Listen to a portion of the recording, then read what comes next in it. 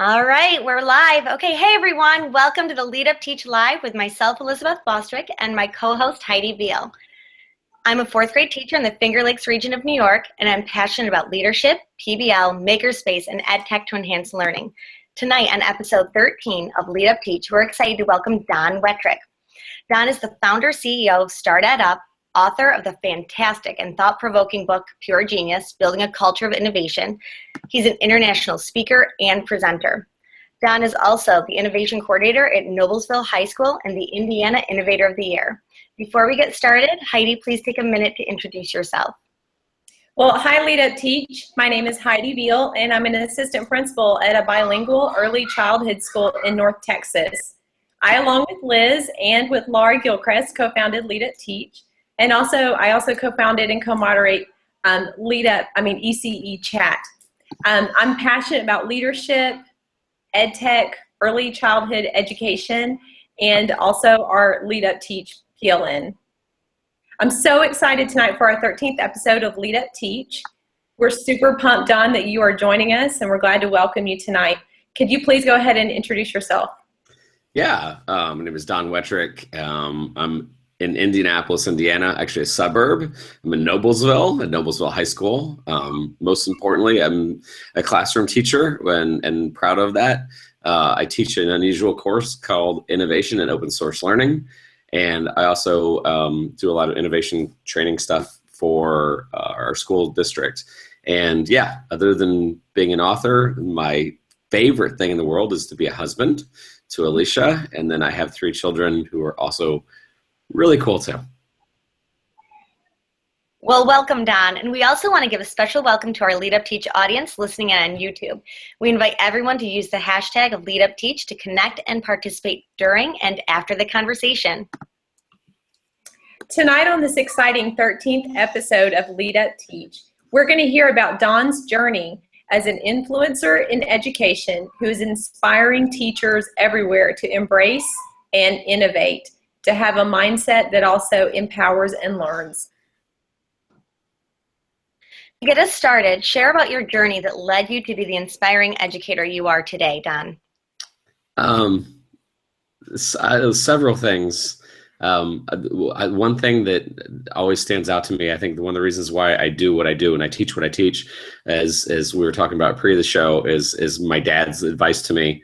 And this is my favorite part of the book that I wrote, is that I didn't know that I wanted to go in education. I was not in education. I had a job for a couple of years right after I graduated. I just remember telling my dad, I can't believe I'm doing this, but I'm going to go and be a teacher, and making this very brief. But basically, I thought he was going to say run away or don't do it or whatever. Actually, he never badmouthed education. He was always very positive.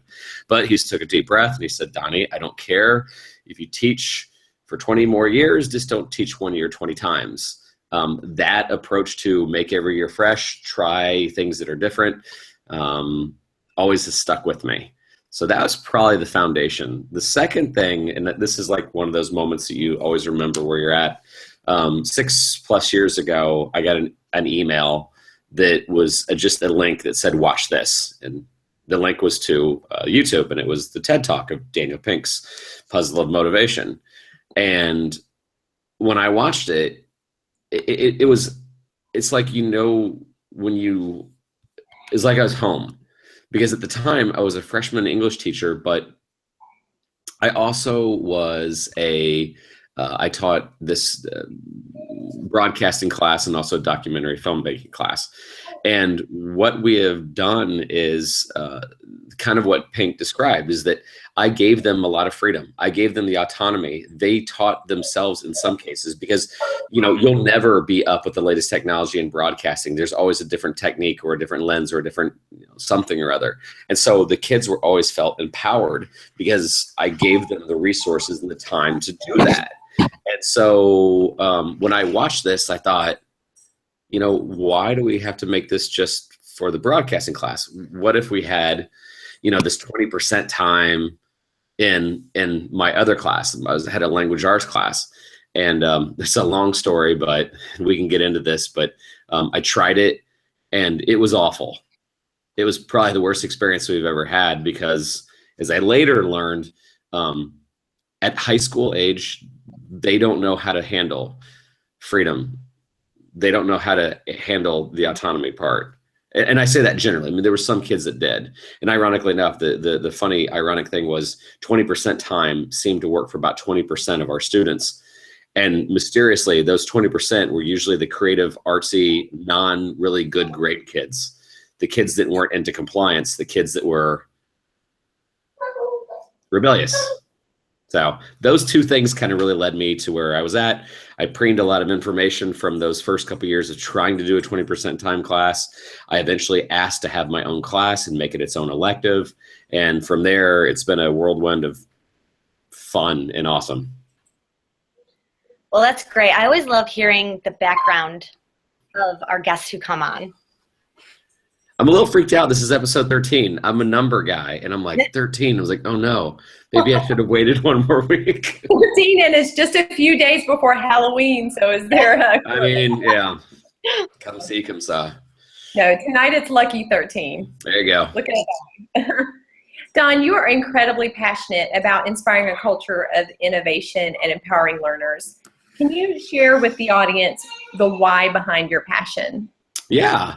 If we just wanted to have a conversation on why there is school, it's to teach you how to think, but also prepare you for what's next. Other than Ken Jennings, there's not a career for Jeopardy. Simply, like, when we dubbed a kid smart, it's because they memorized things or they were quick about learning things. But the skills acquisition, it was just cool to know stuff. Well, now information is free. And so I think that the next superhero is the entrepreneur. So many things are being automated. Jobs are going to go down. I mean, artificial intelligence and a lot of other things are going to cut into the jobs. So really what makes the best commodity out there is truly creativity, collaboration, coming up with things that we haven't dreamed before. Spending the entire school day on what used to be there's a time for it, but there also should be a time to start looking ahead on the things that you're always passionate about. You know, a kid that says, oh, I really want to look into artificial intelligence. I really want to look into how to get my digital art out to the world. I mean, all these things I'm really driven by because I think that if I take my job seriously as a teacher, I'm preparing them for the future. And we have to look at ourselves and go, okay, what future are we preparing them for? And if we're not, then we need to, and oh, don't get me started on the amount of time that we're like, we should really change in education. We should. And I think that, yeah, and I think that I lead a pretty blessed life because I work for a school corporation that said, yeah, go ahead. And even if I was like, what if it messes up? Well, then don't do it a second time. And I've also had some bumps in the road where I was lucky enough to be able to say, I dare you to, I don't want to get anybody fired, but I was pretty relentless in what I was doing was I thought correct. And so I needed to take some risks. And that's why even my students know we are hyper transparent with what we do. Not because I'm bragging about my kids, maybe a little, but because I want them to be showcasing what a kid can do with time and resources and some training on innovation. I love that. I love how you're sharing about that you do want to showcase what the students are doing, but you also want the students to showcase what they're doing too, because kids are capable of so much more than we give them credit for. So I would love to hear some examples or an example of a passion-based project that was developed during innovation time. We can be here all night. Actually, you know what? Seriously, I hate playing favorites. There are so many. Choose the genre. Social entrepreneurialism, business development, laws being rewritten, health, safety. What do you want? Go with the first one. It was social entrepreneur. Okay, great. Yes. We'll go from there. Let's see. There's about 7 or 8. Let's go. This is one from a year and a half ago. One of our girls. A lot of things come out of our brainstorming sessions, which we call the Roth IRA. There's a whole methodology there. And she was talking about people of poverty eating unhealthy. And we made the comment that it's kind of ironic that people that have the less amount of food to eat suffer from the most obesity. And so she's like, well, yeah, because the cheapest foods are inexpensive. Long story made short, she decided to do some research. She watches a 60 Minutes episode on the Fresh Bucks program of Detroit. There, people on food stamps collaborated with the farmers market to where they could get some of their food stamps to be credited towards the farmers market. She's like, why not here? So she goes to the farmers market there in Noblesville. She's like, I want to do something very similar. And they're like, yeah, how do you do that? She's like, well, I've got this class. I've got quite literally an hour and a half every other day to figure it out. So I'll figure it out. So the girl does some research. She utilizes the school's materials and equipment. We had this beautiful laser engraver. She decides to basically get a micro grant, get thin like balsa wood. She teaches herself the layout and design. She designs her own coin so it can't be replicated. And she basically starts working with the food stamp coordinator of the county to get people that are on food stamps or SNAP benefits to eat healthier, spur the local economy, create awareness for the farmers market. As a high school student, she eventually became the food stamp coordinator for the farmers market. Seriously, and I'm not bragging. This is one of many stories. And it's because it's mind numbing. And what makes me so proud is that several times she got nowhere. But then she would learn that, okay, that didn't work. And I need to talk to this person or this person, that person. And eventually it worked out. And it was worth it to her and the change that she could bring. The problem was, and I'm not bashing all colleges, but the next year she went off to college and she took a bunch of 100 level courses where, maybe in 3 years you could do something like what you did in high school. Yeah. And she was really frustrated because she wanted to do, and she's like, well, I mean, she realized she could do things on her own time, but, she used the school's time and resources to make change. Is there any better reason for a school? Right. That sounds like real learning, like actual real learning that will make a difference in the way she lives her life and in the world around her. Yeah. Yep. And so a lot of our students are creating, we become quite entrepreneurial over the last couple of years. It's not that we have to be, but a lot of students see that that's kind of the final level of an innovator, because otherwise it's just like, cool idea, bro. A really cool idea is just that. But if you can bring that idea to other people, and you don't even have to be a profit monger. Actually, hopefully, we just heard back from the guy that started Tom's, and I think we're going to be interviewing him in the class this next week. But just learning from people like that, there's nothing wrong with wanting to bring change in the world and make things better and make a business out of it. To me, that sounds like a win-win. Right? It's relevant and purposeful, and it's extremely rewarding to the students and to the community. Yeah. And I think that's also I think it's a very definition of leadership. Both of you guys said that you enjoy leadership, and I love hearing that because, too often times somebody goes to a leadership conference and they go like, oh, I'm a leader. No, you listen to a keynote speaker and a guy plays some guitar and that was that. You have to practice leadership, right? When our kids start working with the community and like the SNAP benefit situation, among other things, a lot of other things, their drive all of a sudden becomes infectious to other people in the school and other people in the town, who all of a sudden there's a certain pride, there's a certain, did you see what those kids are doing kind of thing. And we've learned sometimes the hard way that you also, if you're successful, just don't be a jerk about it. Like show some humility, try to like make things better. Because in the first couple of years when we had some success, we unfortunately had some students that got to their head and then they were letting everybody know that they were successful. And sometimes people in class, there was some infighting. So it's great because in a lot of ways, this class has also been a great lesson in leadership and how to lead and how to not. I mean, I wish our politicians could figure that out too. An ounce of humility would go so far. Anyway, non-political talk. Sorry. That's important for people with all opinions. Yeah. Yeah. Cuts both ways, that's for sure. So, Don, in your book, Pure Genius, you discuss social media and teachers, social media and students, and also provide advice on how to get started with social media.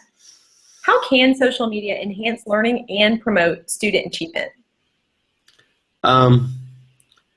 I've thought a lot about this since the book.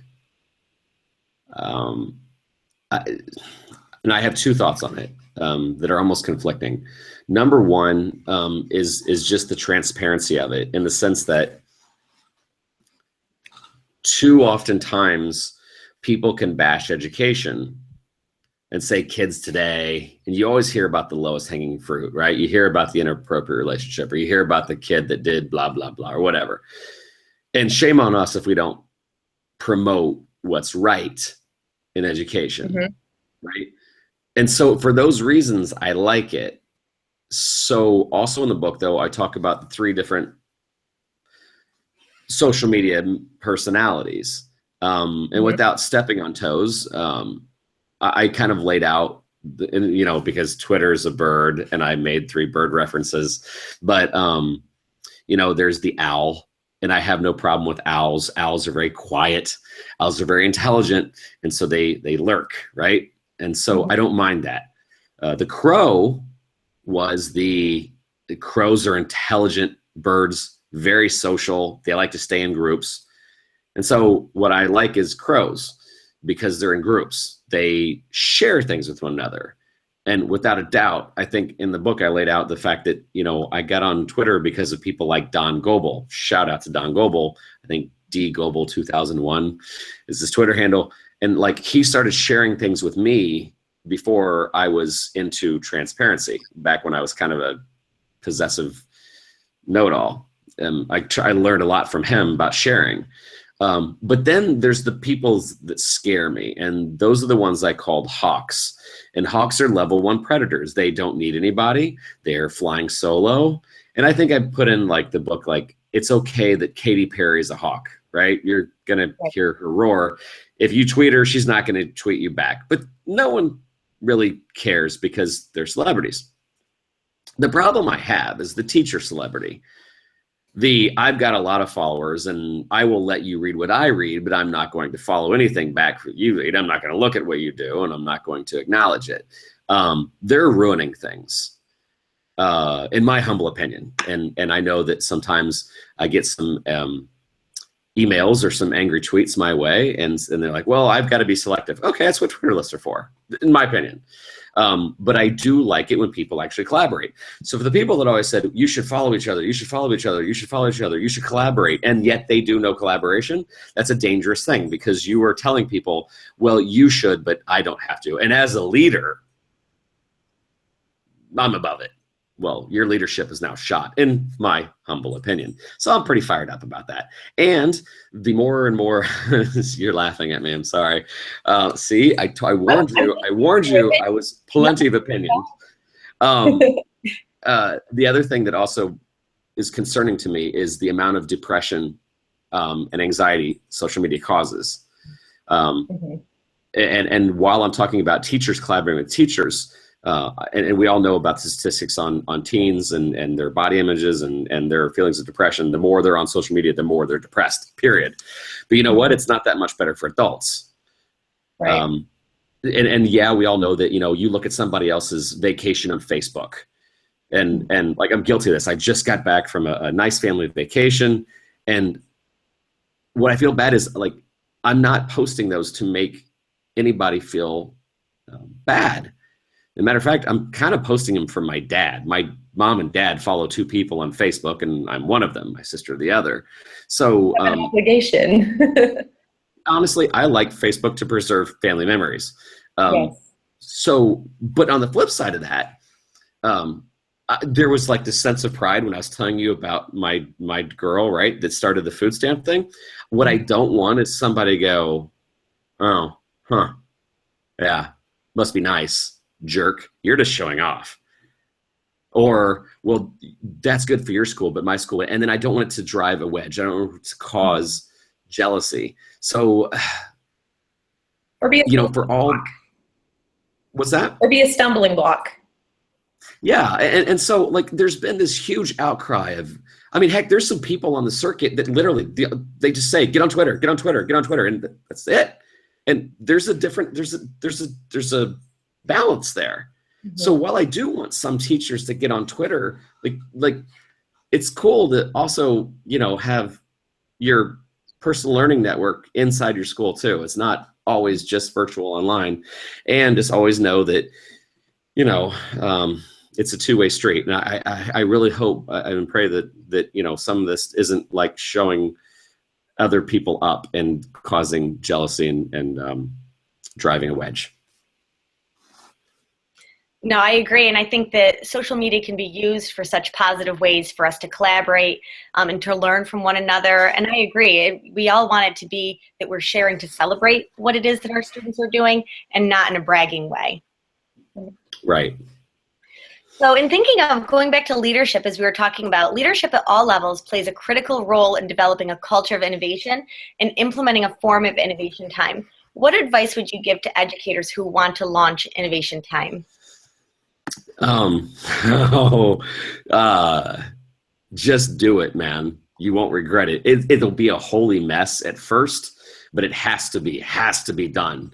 I'd also say the earlier you can do it, the better. The most awesome place you can start is kindergarten. Matter of fact, Genius Hour looks like kindergarten, the way it has been, the way it should be. It looks like Montessori education, right? So don't stop it just when your state standard testing comes in. Like, in second or third, we have the state test. Okay, fine, but don't lose that spirit of let's explore, let's deepen body, let's allow them to go, I wonder what would happen if we built this, blah, blah, blah. Let them have that, because that sends the message that school can be a destination to work on the things that you want to work on and some of the things you never knew you wanted to work on. The stuff that we've always taught, which I think is still great, but allow that time in school. Then this is where I differ with, I start to shy away from Genius Hour in middle school. At least by 8th grade, definitely. It needs to be its own class. In high school, forget it. I don't, me being opinionated again, to say he's so innovative for 20 minutes on a Friday, I give him a whole class period, because it needs it. So actually, I've got to give a huge compliment to John Chaney. He's a guy in, I think it's Lexington, Kentucky. And, I started, and I was honored that he'd read the book, and he's like, hey, I want to give this a try in middle school. And the guy's getting crazy results because they allowed him to have his own class. Crazy. I'm just so proud of him. And so, yeah, if I can convince more people to transition to its own time by middle school, the more the better. So Don, as an early adopter yourself, you really pioneered the whole concept of not just the Genius Time, but the innovation hour, that could happen every day. I know you've met resistance from other educators, and even with the people that you called your leaders, inside your building, outside your building. How did you handle it? And what advice could you share with other early adopters, others of us who would like to start pushing that envelope, who are ready to jump in and navigate the resistance or even skepticism? You're probably referring to that part in the book where I had to admit that I was a huge jerk. When I first started, so I don't know if this comes through or not, but I'm really passionate about my class, and I'm really excited to get my students introduced to really great people. We're relentless in reaching out to outside mentors. Unfortunately, when I first started, I was really passionate about finding my student stuff. All of a sudden we'd work with a really great chemist like Eli Lilly. Why didn't I call the chemistry teacher? We'd work with some really great entrepreneur, business leader. Why didn't I reach out to the business department? So it came across like I was a huge jerk, and I didn't mean it that way, but that's the way it appeared, so that's the way it was. The more people you can get on your team to say, let's do this, even if like you're at high school and you're the guy or you're the lady that's going to teach the innovation class, doesn't mean you can't ask for help. So it's great to have a team, an army there at your school. And at the elementary level, I was just at an elementary yesterday I'm working with, and they even had like a team of 2nd, 3rd, and 4th grade where they're going to work on that. They're going to have like their own, was it like tracking, like the innovation team in 2nd would have these set of teachers that were Genius Hour fanatics, right? When you all kind of do that, then you don't necessarily have that one outlier, because the one outlier is going to be well, sometimes fairly, sometimes unfairly, talked about or whatever, and it is it's lonely.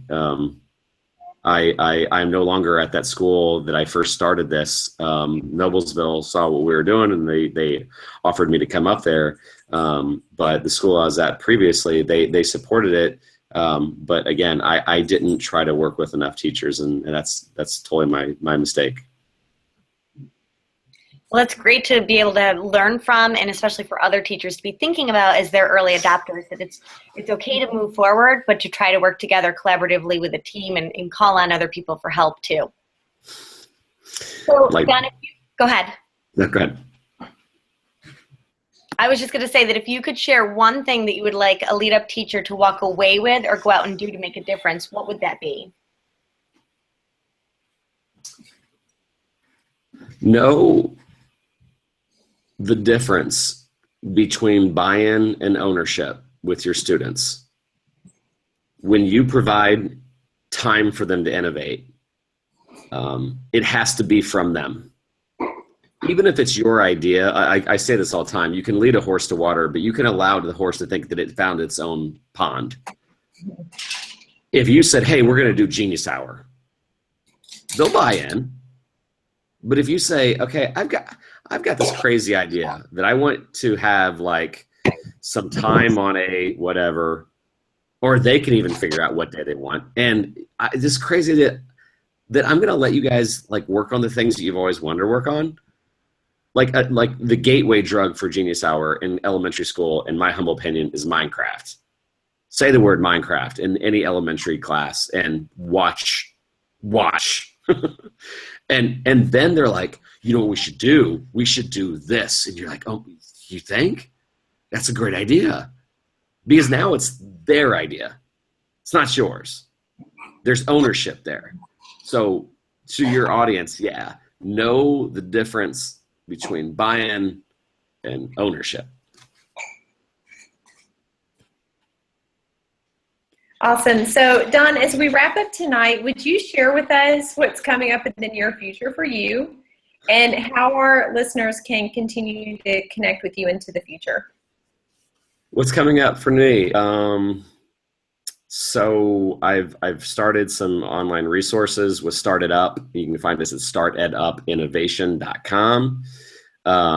We have a course on teacher professional development. So instead of jumping right in and saying Genius Hour, it's a class to kind of allow you to think and allow you to start considering some of the things that entrepreneurs, especially startup people, do. Thus the word StartEdUp.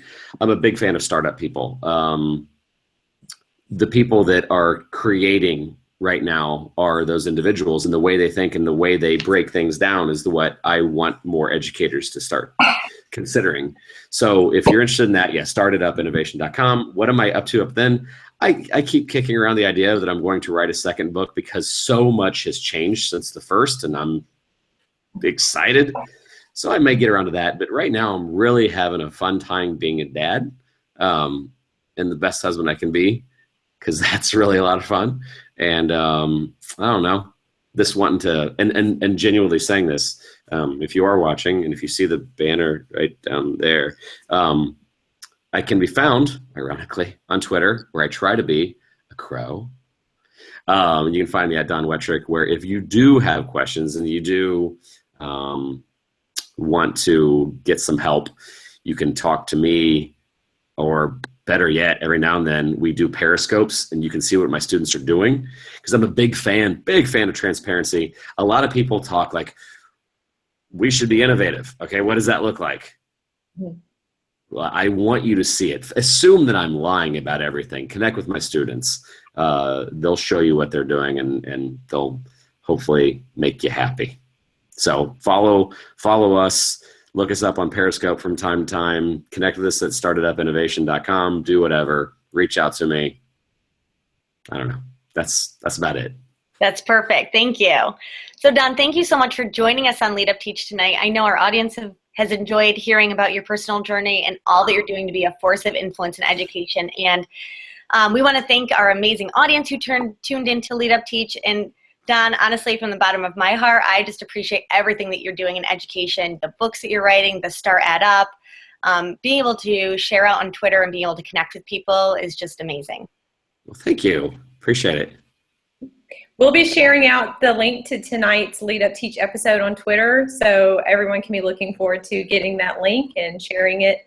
Don, we just appreciate you being generous with your time tonight. Happy to do so.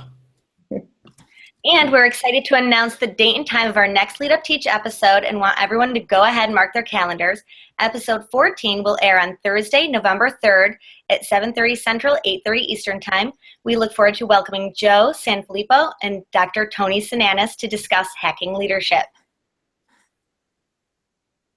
And between now and our next episode, we encourage everyone to follow those you connected with tonight on Twitter or YouTube, and tweet using the LeadUpTeach hashtag on Twitter, where we like to learn together and share like crows. And so we're signing off tonight. Good night to all. Lead on and lead up. See you guys. Bye.